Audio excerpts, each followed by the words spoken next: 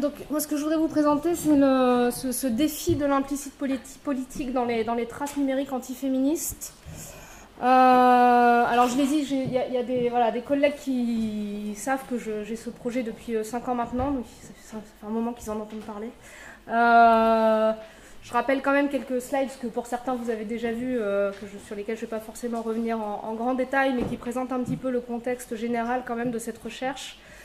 Qui a été historiquement c'était il y a 5 ans, mais qui a été à l'origine financée par l'Institut du genre. On a publié différents articles, on a une direction de numéro là, qui va arriver pour la Revue française des sciences de l'infocom.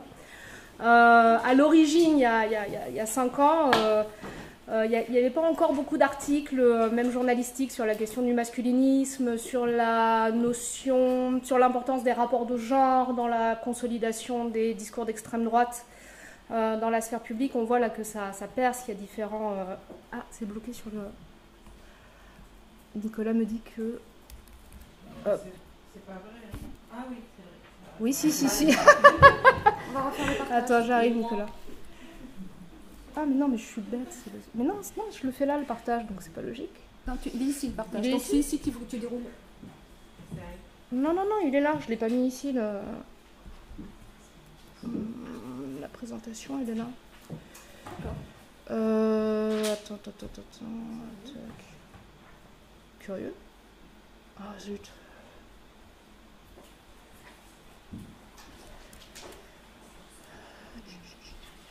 On est bon là, non? Là, ça marche. Mais pas là-dessus. Mais c'est bizarre. Non, mais sur la visio, quoi, on est erreur. Ouais. Non, mais là c'est la visio, là c'est la voix, et là c'est mon partage d'écran sur celui-là. Si tu fais ignorer l'erreur, peut-être que ça débloque. Peut-être, ouais. Non.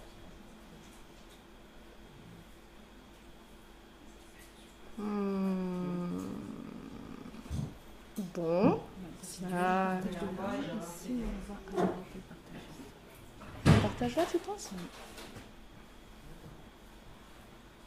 Tu considères comme présentant, hein. C'est peut-être pour Ouais. ça aussi que ça pose problème. Peut-être.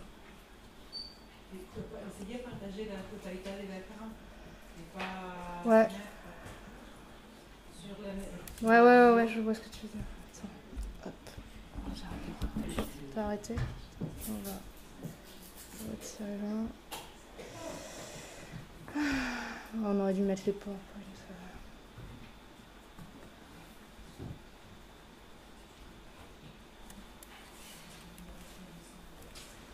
De toute façon, tu avais 5 minutes d'avance. Tant mieux. Encore 2 minutes ou 3 pour... Là, on ne le voit pas, mais ça marche bien. Sur Ça, c'est bon, si, c'est bon, ça marche. Hop, je fais ça. Et ça va marcher. Par contre, ça disparaît en vrai. Ouais, je sais, ça va revenir.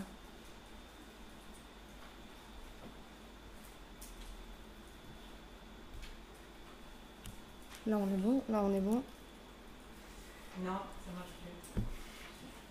En fait, c'est ça qui prend la main, et du coup, ça retire la main de... C'est ça, en fait. Pas un plein l'écran. Ouais, je ne mets pas en plein écran.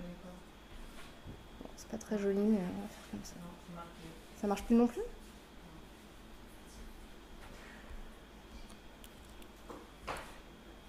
Oui, c'est la deuxième ordinateur.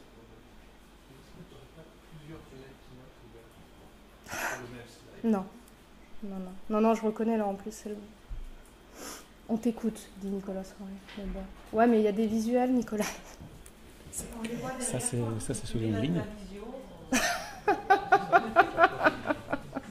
Celui-là c'est lequel? Celui-là c'est une ligne. Ça c'est en ligne, et ça c'est ma projection. Double projection du coup, c'est la projection là-haut. Ah mais non, mais j'ai arrêté le partage, hein, moi. Oui, je sais, non, c'est normal que tu aies arrêté le partage. Pourquoi tu ne penches pas celui-là ici? Parce que... Parce qu'il faut que je copie-colle, il faut que je... Parce qu'elle n'a pas sa présentation dessus. J'ai pas la présentation là-dessus. On va simplifier. Et sinon tu partages ça en ligne. Ou sinon je... Non, le mieux c'est si tu mets ici la présentation. Oui, mais il faut que je l'enregistre. Oui. C'est pour ça. Ta, ta, ta. Ça arrive tout le temps. Ouais, Même ouais, à je sais. Bill Gates. Même à Bill Gates. Il faut qu'on teste le... Non, on avait... Tout était bon, c'était juste le fait que ça passait pas. Là, c'est bon. Là, ça marche. Oui. Oui, c'est bon. C'est bon, c'est bon. Ah, parce que je suis en... Ok, attends. Ah, attends, je vais arrêter le partage d'écran ici. Hop. Si ma clé USB ne marche pas en plus.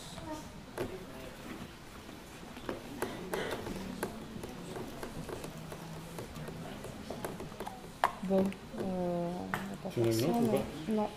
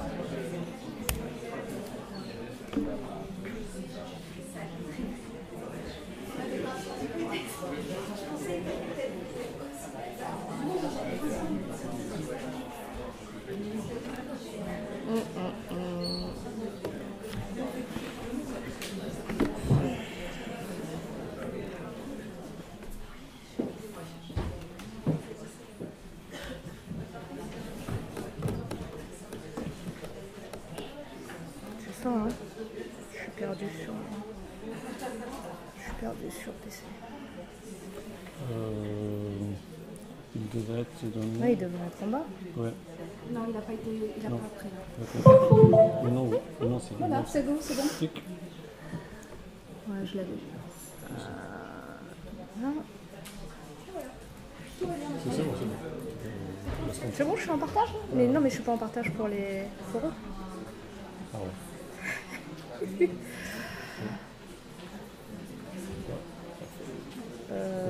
Autorisé. On est bon? Ouais, Ça a l'air.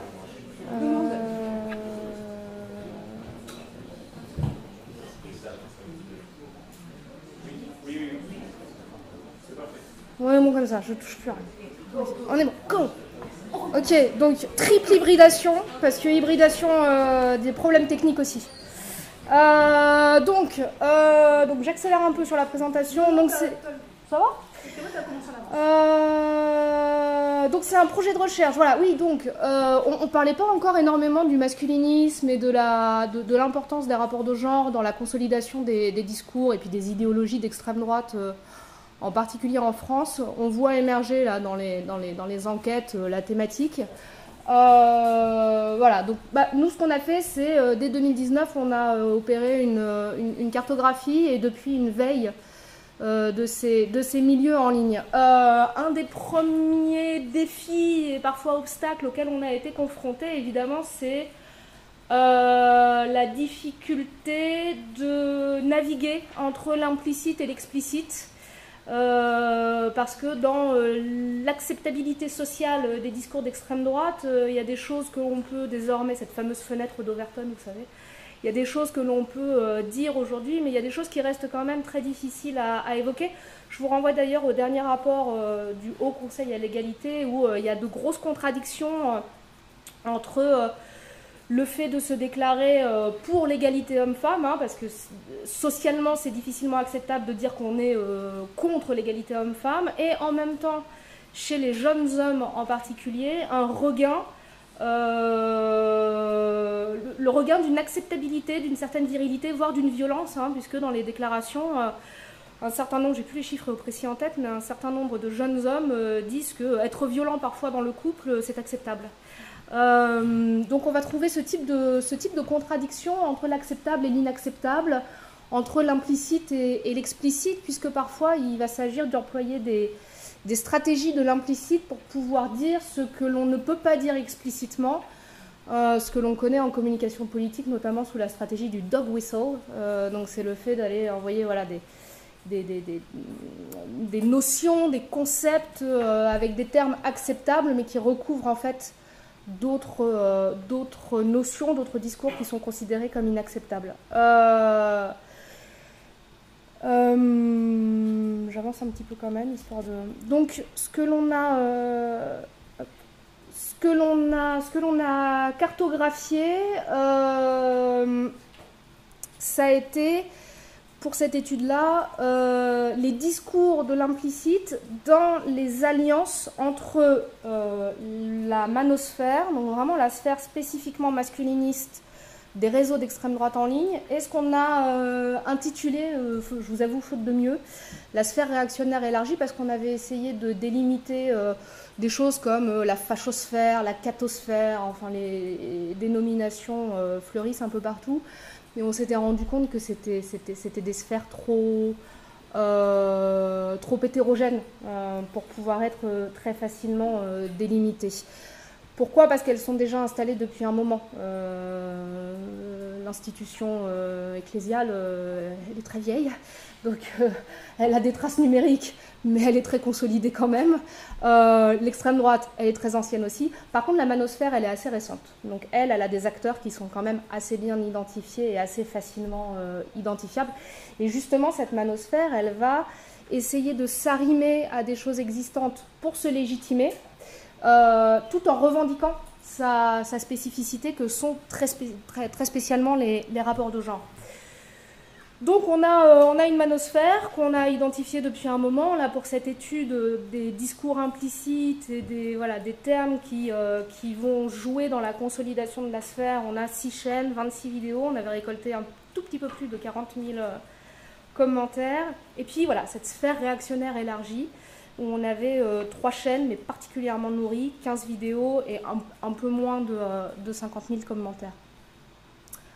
D'un point de vue de la méthode, qu'est-ce qu'on a appliqué là-dessus? On a fait une analyse lexicale et des réseaux sémantiques, donc sur la totalité des commentaires, 87 957. Là-dessus, on a fait une première étape. On a lancé une analyse des co-occurrences du champ lexical du complot, d'ailleurs, soit dit en passant, en retirant le terme complot lui-même, qui était le plus souvent utilisé soit pour disqualifier l'interlocuteur, de toute façon t'es complotiste, soit dans une posture défensive. On va encore dire que je suis complotiste, mais donc ça créait trop de bruit, et en fait ça devenait même, du coup ça parlait pas vraiment de complot, ça devenait un terme rhétorique ou d'interjection qui vraiment parasitait le corpus. Donc paradoxalement on l'a retiré, alors même que ce qui nous intéressait c'était voilà, ce champ lexical de l'implicite, de l'explicite, du complot, de ce qui se déroule autour de ça. Et puis dans un deuxième temps, on a fait les réseaux sémantiques des 2 premiers clusters qui, sans surprise, étaient hommes et femmes, pour voir un petit peu ce qui se déroulait autour de ça. Donc je vais vous présenter les résultats pour chacun de ces niveaux. De là, on est rentré dans du quali, donc on a fait une sélection par mots-clés, et on a fait une analyse thématique qualitative, c'est-à-dire notre objectif c'était de voir quels étaient les acteurs incriminés, comme étant responsables de cette société décadente dans laquelle le masculin a perdu tout pouvoir et le féminin en réalité a gagné et a réussi notamment à produire des institutions qui travaillent dans l'ombre aux intérêts exclusivement des femmes, et puis des objectifs de ces différents acteurs incriminés. Et à la fin, on a essayé d'identifier ce que Ernesto Laclau appelle les signifiants flottants, c'est-à-dire des termes qui sont flottants, ça ne veut pas dire qu'ils sont creux, mais c'est des termes, alors Laclau prend l'exemple de justice, c'est-à-dire lorsque des gens, des groupes sociaux réclament de la justice, on ne sait pas exactement ce qu'il y a derrière le terme de justice. Alors ça veut dire quoi? Ça veut dire d'abord que le ressenti d'une injustice précède l'élaboration de ce qu'est l'injustice, l'élaboration de ce qu'est la demande de justice. Et donc les alliances sociales politiques vont se faire sur la base d'abord de ce ressenti, et ensuite on va construire ce qu'il appelle des chaînes d'équivalence, des articulations entre, voilà, donc toi tu ressens une injustice, c'est sur ça, est-ce qu'on peut s'allier justement par rapport à des acteurs qu'on va incriminer ensemble, et donc le groupe fera force. Donc le signifiant flottant, ça veut dire ça. Et puis ça veut dire aussi du coup qu'on va trouver des termes qui sont parfois des coquilles vides, qui peu à peu vont se remplir, mais qui vont nous servir à porter une revendication, à porter ce qu'il appelle des demandes sociales. Nous, on s'est demandé, entre cette manosphère et cette sphère réactionnaire élargie, sachant qu'on voit un peu un rejeton de l'extrême droite là, dans la manosphère se construire, quels sont les signifiants qui circulent entre les deux sphères, et dans quelle mesure on va trouver à la fois une forme d'universalisme de la revendication, une injustice commune à toute l'extrême droite qui va être dénoncée, et dans quelle mesure la manosphère va revendiquer certaines injustices spécifiquement sur le plan du genre. Et donc voilà, donc on a fait une analyse discursive de ce qu'il appelle ces signifiants flottants. Donc ils flottent, et puis parfois ils vont devenir des points nodaux, c'est-à-dire ils vont se fixer à un endroit du champ social politique, et quand ils deviennent point nodal, c'est là qu'ils vont permettre l'articulation, en fait. C'est là que ça va permettre qu'entre nous, il y ait quelque chose au milieu, là, qui nous rejoint, malgré en réalité des ressentis et des ressentis, des vécus, des diagnostics, des demandes de solutions différentes.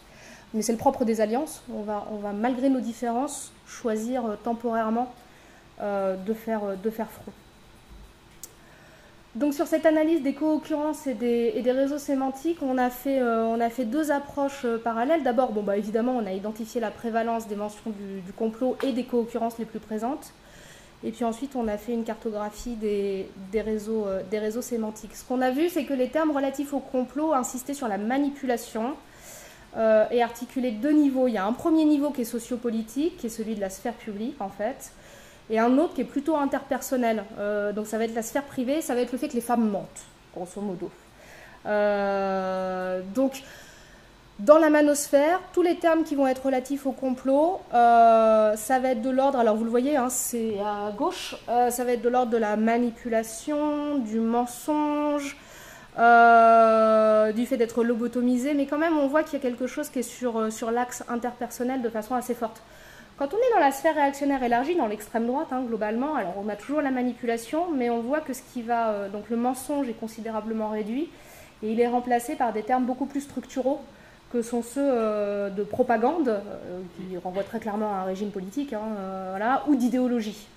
Donc on voit qu'il y a un niveau structurel et un niveau plus personnel. On voit qu'il y a une distinction sphère publique, sphère privée là, qui se fait très, très clairement.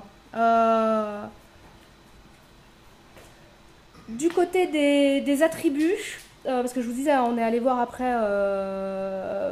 on est allé voir après un petit peu les réseaux sémantiques des deux premiers clusters hommes-femmes. Du côté des attributs qui ont été les plus utilisés par genre, on va voir très clairement, alors c'est pas étonnant, il y a une affirmation de l'identité masculine, on est chez les masculinistes, hein, donc c'est logique. Ce qui est intéressant, c'est que le contexte structurel qui est déployé ici, c'est celui de la pression féminine, voire féministe. Donc, ce qui est très notable, pour peu qu'on adopte une démarche assez compréhensive, c'est-à-dire qu'ils cherchent à comprendre ce qui se passe, ce que les gens pensent, pourquoi ils pensent ça, quels sont leurs ressentis, leurs affects, c'est que la manosphère est très très très attentive aux stigmates de l'homme contemporain. Il y a les termes de haine, le qualificatif de violeur, mais aussi à l'identité de l'homme au sein des communautés masculinistes et des comportements qui sont prescrits par ces milieux. Donc on va trouver des termes comme groupe, réflexion, supérieur, dénoncer, recherche. Il va y avoir toute une interrogation de la construction de l'identité masculine dans un contexte très clairement d'une masculinité assiégée par ces idéaux et par cette idéologie féministe. Bon, de façon là aussi assez logique, hein, dans des traces qui vont être propres à l'expression personnelle. Il va y avoir un mode de la narration très net, avec de l'expression de souffrance, d'injustice, d'exclusion, qui va cohabiter avec un idéal masculin. Donc il y a beaucoup de termes qui tournent autour du corps, qui tournent autour de la génétique, de la capacité procréative, et aussi de la performance masculine, individualiste, y compris professionnelle. L'analyse thématique qualitative, elle montre que les personnes, les entités, quoi, les acteurs sociaux qui vont être accusés diffèrent là encore dans la manosphère et dans la sphère réactionnaire, tout en ayant des points d'arrimage. Donc ceux qui sont les plus, alors je vais commencer par le bas en fait, ceux qui sont les plus mis en cause dans la sphère réactionnaire, on les connaît ça en fait, hein, c'est assez connu que l'extrême droite va dénoncer les journalistes, les merdias, les journalopes, tous ces termes qui ont été construits justement par les partis d'extrême droite pour dénoncer les médias de masse. On trouve déjà, le corpus de toute façon est aussi orienté là-dessus, hein, la manipulation féminine, la justice, les tribunaux va être accusés de favoriser les mères, l'éducation publique, la manipulation des études, en particulier de l'INSEE, l'objectif étant de nier le réel, d'instaurer un régime totalitaire, d'instaurer un nouvel ordre affectif, ce genre de choses. Ce qui est très intéressant, c'est que dans la manosphère, on retrouve les mêmes acteurs, les mêmes entités incriminées, mais avec la prévalence très clairement de la manipulation des études. Donc il y a une détestation assez forte des intellectuels, en particulier des sociologues, qui vont être dénoncés comme faisant partie en fait d'un système voulant instaurer cette société gynocentrée, la justice, les tribunaux, on va retrouver les médias. Voilà. L'objectif, c'est d'abord et avant tout, on le voit, sur l'ordre privé plutôt, donc d'affaiblir les hommes et d'instaurer un nouvel ordre affectif. On voit émerger, je crois que j'avance un peu, parce qu'il me reste 5 minutes et je voudrais tout faire. On voit se développer, et alors pour tout vous dire, on a publié cette étude l'année dernière, donc j'étais attachée au fait de faire figurer le satanisme, alors qu'il est ridicule quantitativement, c'est 0,8. Mais j'étais attachée au fait de le faire figurer parce que je le trouvais très intéressant avec tout ce qui était Pizzagate, QAnon, dénonciation des réseaux pédo-satanistes. Moi, mon hypothèse, c'est que c'est la contre-offensive de l'extrême droite par rapport à l'offensive qui est plutôt issue de la gauche sur la question de la lutte contre les violences sexuelles, en particulier vis-à-vis des enfants, et la critique de la famille traditionnelle telle qu'elle a été faite dans ce champ-là. Et donc, comme on a dénoncé à ce moment-là la pédophilie, les pédocriminels, la droite a mené, et l'extrême droite surtout, a mené une contre-offensive avec... Et je suis en train de travailler dessus, mais c'est une hypothèse que j'aimerais éprouver un petit peu parce que je pense qu'en fait, ça se rejoint, il y a quelque chose de l'ordre de je te renvoie la balle, quoi. Toi aussi tu as tes élites qui sont pédocriminelles. Donc cette question du satanisme, on va voir ce qu'elle donne, mais elle commence à émerger. Voilà, les femmes sont juste utilisées pour déconstruire le modèle familial traditionnel. Il y a un système satanique qui est en train d'être mis en place pour promouvoir, il a fait une faute, la fin de la famille. Après l'homosexualité viendra la transsexualité. Et là, on retrouve l'absence de gradation dans les perversions sexuelles dans une perspective catholique. Tout se suit, en fait. Après l'homosexualité, c'est la transsexualité, la pédophilie, la zoophilie, l'inceste. Tout se vaut, en fait, dès lors qu'on n'est pas dans le cadre légitime du mariage traditionnel. Et je termine là-dessus. Il me reste une minute ? Une toute petite minute. C'est vrai, c'est gentil. Je la fais très rapidement alors, simplement pour montrer un petit peu ces signifiants, ces points nodaux, où en fait on en a identifié 3, communautarisme, lobby et racisme, où en fait très clairement à partir de termes qui ont déjà été positionnés, et ça c'est pas gagné, c'est déjà un travail discursif, idéologique, il y en a plein d'autres que l'extrême droite à essayer de mettre, de promouvoir dans la sphère publique, et des termes qui n'ont pas pris. Leur dernier grand succès, c'est le wokisme. Ça a pris. Voilà. Mais les années qui précédaient, il y en a plein qui ont émergé. Politiquement correct, ça n'a pas trop pris.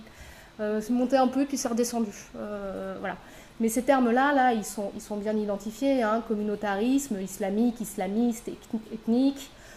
Le lobby juif et le lobby sioniste, voilà, c'est un pilier de l'idéologie d'extrême droite. Le racisme anti-blanc, ça avait bien fonctionné pendant un temps.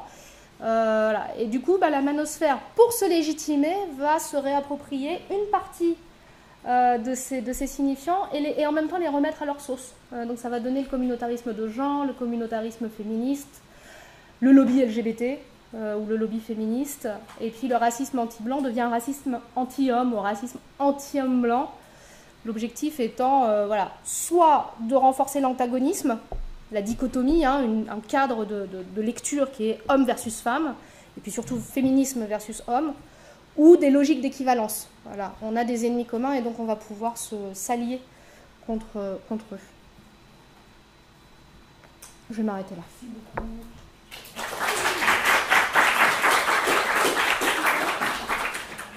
On passe à l'intervention suivante.